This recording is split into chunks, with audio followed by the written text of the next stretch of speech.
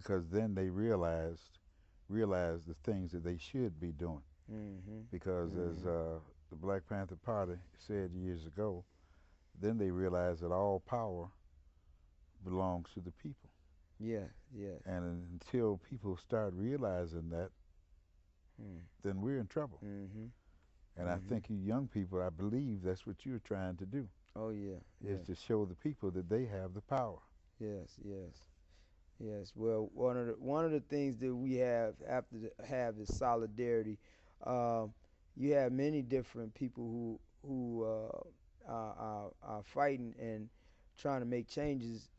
Uh, Not in the system, but trying to change the system.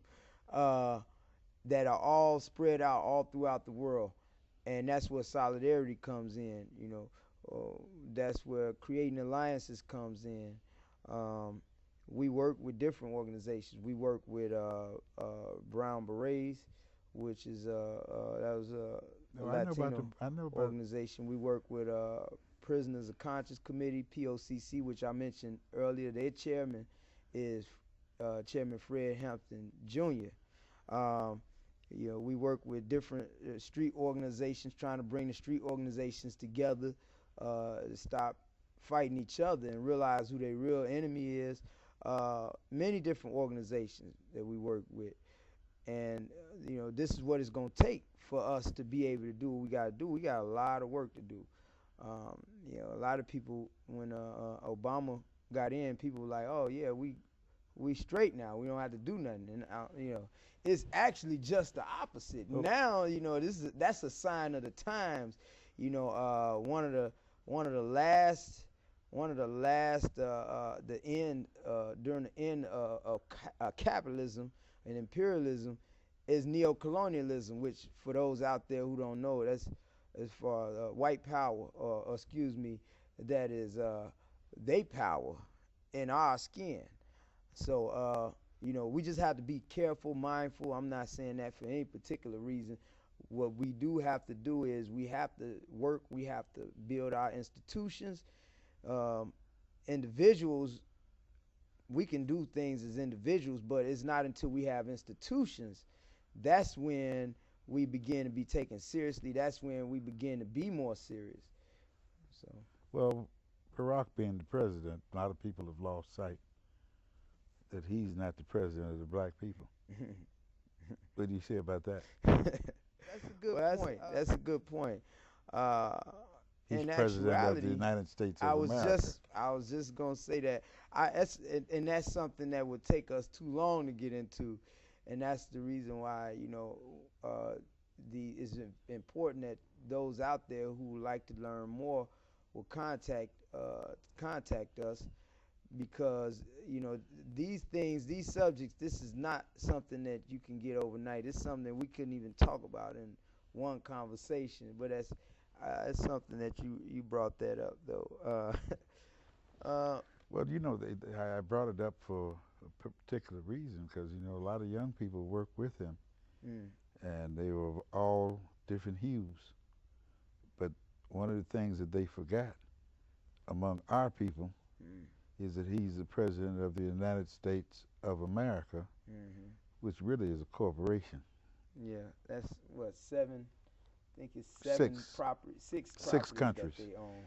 Irish, Mm, England, Ireland, mm, Holland, Germany, mm, France, and Italy, yeah, and it's represented by the six white stripes in the yeah, trading banner that they call the flag.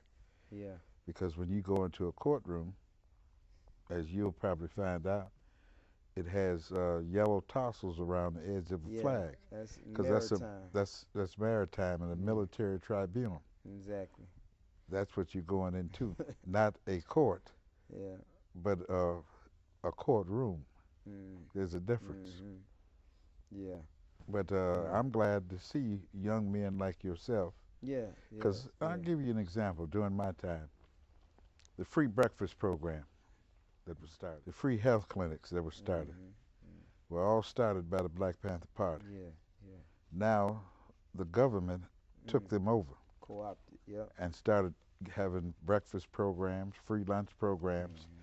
but the idea came from the people. Yeah. Yeah. And you young people are going to have to do the same identical thing Mm-hmm. of having people to do the same identical thing as far as coming up with ideas that they will not want you to foster, Mm-hmm. and they will go and serve the people indirectly and Yeah. unknowingly by trying to do something to keep you from having the people to follow you all. Yeah. Yeah. Well, like Dr. Huey P. Newton said, power is the ability to define phenomenon and make it act in the desired manner. It's So, interesting you said that. A lot of people don't know that. so what? That Huey P. Newton was a PhD. Oh, yes, he was Dr. Huey P. Newton. We make sure we give proper respect and to titles of our people, especially revolutionaries. But Dr. Huey P. Newton, when he said that, what that means is if something is a phenomenon, uh, and if we don't make it act in the manner that we desire, the state will. And that's what's going on right now with music and with everything else. The state is using these different elements and tools to send our people off on a blind mission, to send our down the drain. So what we have to do as revolutionaries is not complain about it and cry about it. We have to step our game up. We have to get out there and use these same tools. If they using music, we have to use music. If they using movies or YouTube or whatever they're using, we have to use these same methods, to make it act in a manner that we desire as revolutionaries, and not in the manner that the state desires. You know. Well, myself, one of my hobbies is being a poet. I wrote a poem called "To Die for the Cause." Mm. Said to die for the cause don't mean nothing just because people think it's something. See, Denmark Vesey, Nat Turner, Gabriel Prosser, they all died for the cause. Mm. But it didn't mean nothing. Mm. Because you see, the most important thing is not to die for the cause, but to live for the cause. Mm. Mm. Well, that's something right there. I do a little poetry myself. I'm not go I'm not go do that right now. But if people would like to get in contact with us, 708 is the number. That is the number of the Black Panther Party. We also have Friends of the Panthers that are for people who feel that they might not have the discipline that it takes, because it's a lot of discipline to be a member of the Black Panther Party, and I don't think people really truly understand what that means when you're a revolutionary, as far as putting aside your personal wants and personal desires to do what's good for the movement, to do what's good for the masses of the people.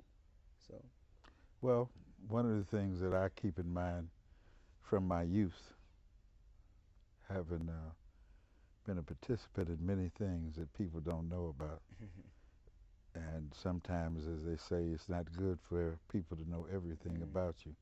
You mentioned something about the Brown Berets, but there was a group, not the group you were talking about, but as a culmination, the Black Panther Party came out of a group called the Brown Berets. And it was a group of old black soldiers who came together and put together the Black Panther Party. And they were called the Brown Berets, but they were the hidden ones who no one knew. Well, some people knew. But you mentioned that term for a moment, you had me kind of shocked, because I said not many people know about the Brown Berets, and they were to find young people who could educate the masses so that they would know about the truth and to go and work for the people. I'm reminded, I don't know if you're familiar with the Mau Mau's in Kenya.